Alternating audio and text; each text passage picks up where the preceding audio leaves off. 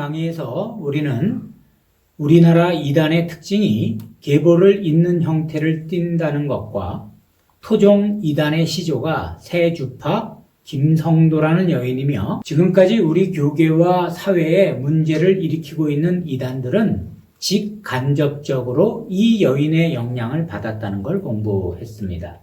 특히 오늘 우리가 다루게 될 통일교는 이 김성도의 음란교리를 체계화하여 한국 이단 운동의 효시라는 말을 듣는 김백문이라는 사람의 직접적인 영향을 받은 문선명에 의해 세계화된 이단입니다. 세계화되었다는 말은 우리나라뿐만 아니라 세계적으로도 그 영향력을 미쳤다는 뜻으로 우리나라뿐만 아니라 다른 나라에도 종교적 혼란뿐만 아니라 사회적 문제를 일으키게 되었다는 뜻이죠. 통일교는 어떻게 시작된 걸까요? 통일교의 시작은 지난 강의에서 말씀드린 대로 20세기 초 우리나라의 상황과 밀접한 관계가 있습니다. 미국에서 이단이 폭발적으로 발생한 때가 교회의 부흥기와 맞물려 있었던 것처럼 우리나라에서도 초기 기독교가 한창 부흥 성장할 때인 1930년대에 이단들이 기승을 부렸습니다. 특히 당시 사회적 상황과 맞물려 있는데 일제강점기의 암울한 상황 속에서 3.1운동 등 독립운동이 실패한 데서 오는 좌절감과 경제적 수탈로 피폐해진 경제로 인해 현실적 고통으로 당시 민중들은 절망적인 상태였습니다. 당시 교회는 이런 현실에서 도피하고 싶은 사람들의 위안처였고 이런 사람들이 많으면 많을수록 교회는 부흥하기도 하였지만 한편으론 이는 이단의 놀이터가 될 위험성도 커졌다는 의미이기도 합니다. 현실에서 좌절을 경험한 사람들이 종교를 통해 이를 극복하려 하기보다는 현실에서 도피하여 피안의 세계 속에서 위안을 얻으려 하기 때문입니다. 이런 상황은 결국 신비주의의 열풍을 일으켰는데 이는 고난과 고통의 세상에서 위안을 얻기 위한 민중의 자구책이었을 겁니다. 아무튼 기독교가 크게 부흥하고 있었던 서북지방을 중심으로 이용도, 황국주, 김성도 등의 신비주의자들이 속출하였고 말씀보다는 개인적 계시에 치중하는 이들의 특성상 결국 이들은 이단의 길로 들어서게 되었습니다. 그리고 문선명은 이들 중 모든 죄의 원인을 간음으로 보는 김성도의 영향을 받아 피가름이라는 교리를 만들어낸 김백문에게서 직접 배웠지요. 문선명은 1920년 평북 정주에서 농부의 아들로 태어났는데 그의 형이 정신병으로 죽고 누이 중에도 정신병자가 생기자 그것이 계기가 되어 그의 가족은 기독교 신앙을 갖게 되었습니다. 당시가 바로 앞에서 말한 신비주의 운동이 교회를 휩쓸고 있었을 때였습니다. 그에 의하면 1935년 4월 17일 부활절 아침에 기도 중 예수님을 만났으며 예수님은 그에게 인류 구원 사업 완성의 사명을 주셨다고 하니 아마 이 역시 신비주의와 관련이 있는 듯합니다. 이후 19세 때 서울로 올라온 문선명은 신비주의 부흥사인 이용도 목사를 추종하던 장로교회를 다니며 봉사하다가 더 깊은 신비주의적 체험을 열망하여 오순절 교회로 옮겼습니다.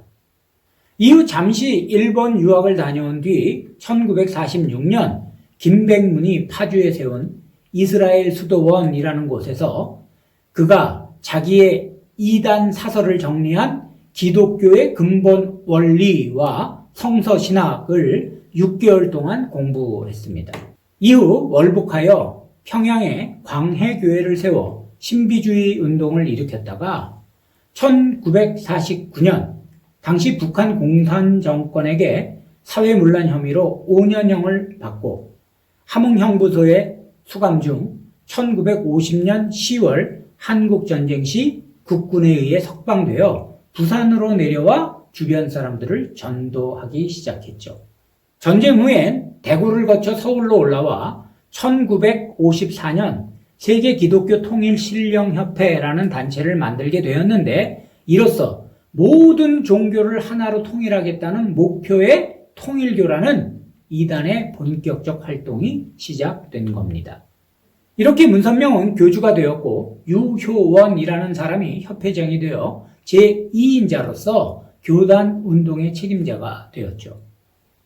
한편으로 이들은 사업적 수완을 발휘하여 여러 기업체와 언론기관 그리고 교육기관 등을 운영하며 교세를 불려 나갔습니다. 통일교의 교리는 그들이 성약서라고 부르는 원리강론이란 그들의 교리서에 근거하고 있습니다. 그들은 신구약 성경을 인정하면서도 이 원리강론이 성경보다 앞선 가치가 있다고 합니다.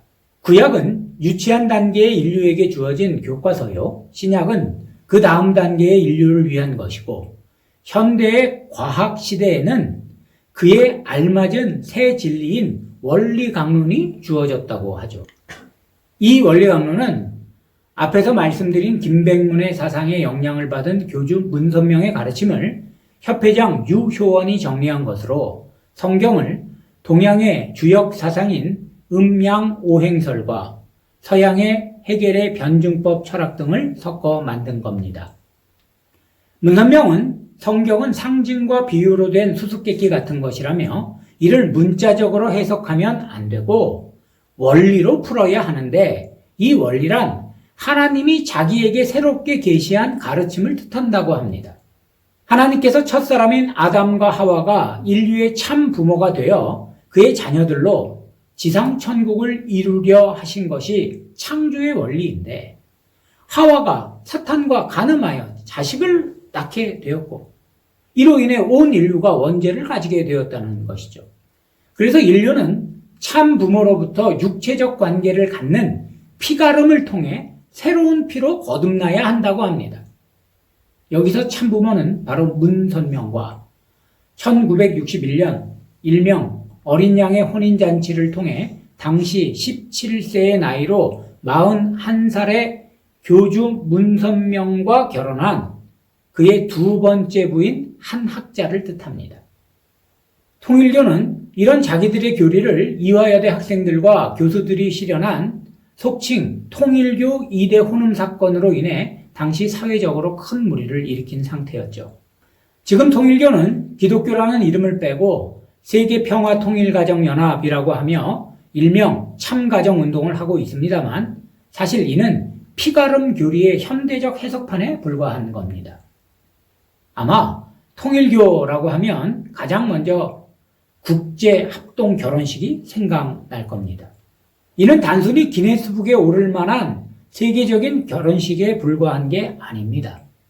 거의 초면의 남녀가 일주일 만에 교주가 짝지어준 사람과 결혼해야 하는 희한한 행사로, 통일교 신앙으로 인해 이런 결혼을 숙명처럼 받아들이는 사람이 있는가 하면 한편으로는 결혼만을 목적으로 그 행사에 참여하는 사람도 있죠. 특히 1970년대 미국의 퇴폐적 문화 속에서 도덕적 운동의 일환인 줄 알고 통일교에 들어온 미국인들과 현재 통일교의 핵심 거점인 일본 사람들이 이 합동 결혼식을 통해 한국인과 결혼하는 경우가 많았습니다. 그런 사람 중엔 한때 방송에 출연하여 유창한 한국어를 구사했던 미국 아주머니도 있죠. 하지만 사실 이 합동 결혼식은 피가름 교리를 실현하기 위한 새로운 돌파구인 한편 자기들의 교세를 늘리려는 방법으로도 이용하고 있습니다.